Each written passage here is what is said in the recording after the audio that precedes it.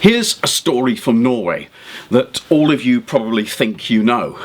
And I've sort of recast this story a little bit to reflect more of the multicultural world in which we live in now. So, this is a story about a family of animals, and animals I'm particularly fond of. Now, when I lived in Belgium and worked in Belgium, I used to travel from my home in Ghent and go south towards the city of Deinze to work in a school.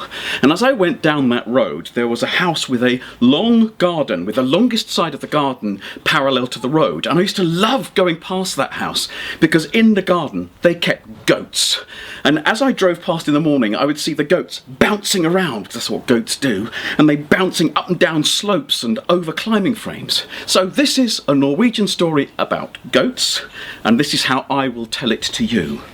I want to take you to a valley, and we have a valley with two sides, and the two sides are covered in grass. One side is covered in beautiful, lush, green, moist grass.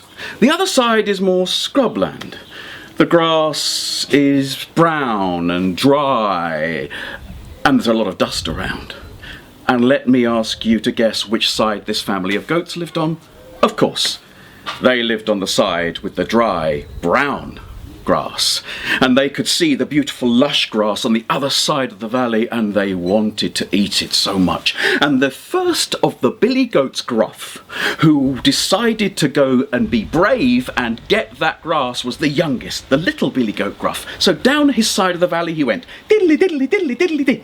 He came to the bottom of the valley, and there was a river running through the bottom of the valley, and over the river there was a bridge. And as he went across the bridge, his hooves made a noise. They went trip trap, trip trap, trip trap.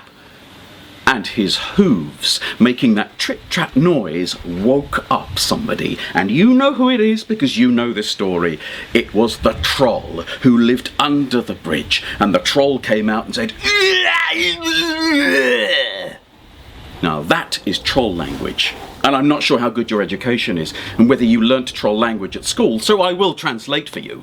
The troll said, and that's troll language, and it means, please could you be quiet? I'm trying to get some sleep. And the billy goat looked at the troll and said, please, sir, don't eat me, sir. Wait for my brother, sir. He's bigger and tastier than me.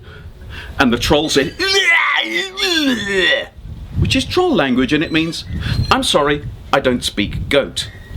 But he watched as the littlest billy goat went trip trap over the rest of the bridge, and then diddly diddly diddly diddly diddly, where he ate the grass. Meh, delicious. His brothers, of course, were still on the wrong side of the valley, and his middle brother decided that it was time for him to taste the good grass. So down he came, diddly diddly diddly diddly dee. He went across the bridge, and his hooves made a noise, trip trap. As they went across the bridge, making the trip trap noise, they woke somebody up. It was the troll. And the troll came out and said, which is troll language, and it means, I work nights. Please could you be quiet? I need to sleep during the day. But the billy goat said, please, sir, don't eat me, sir. Wait for my brother, sir. He's bigger and tastier than me.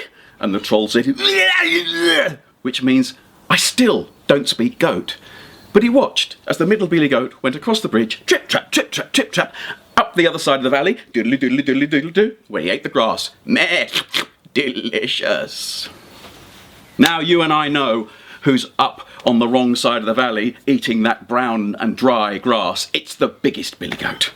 And he saw the other side of the valley. He saw his two brothers eating the luscious, moist grass, and so he decided it was his turn. So down he came, diddly diddly diddly diddly dee. And what noise did his hooves make as they went across the bridge? No, not trip trap. They went trip trap. He's a big goat. And of course, you know who he woke up. He woke up the troll, who came out and said, which is goat language, and it means, I'm going to have words with the council about access issues to this bridge. But the billy goat said, you want to eat me, do you? Well, on my head I have two hard and sharp horns that say you will not eat me, but I will butt you into the middle of next week.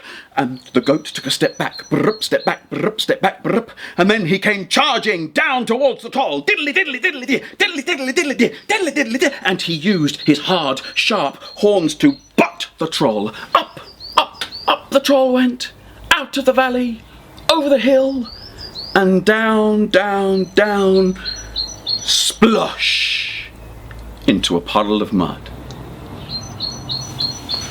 The biggest billy goat, of course, joined his brothers, diddly diddly, and ate the grass. Meh, delicious. Whereas the troll sat up in the puddle of mud, looked at the mess he was in, shook his head and said, which is troll language, and it means, I don't even like goat meat. And that is the story of the three billy goats Gruff, or at least my version of it, and that is how I have told it to you.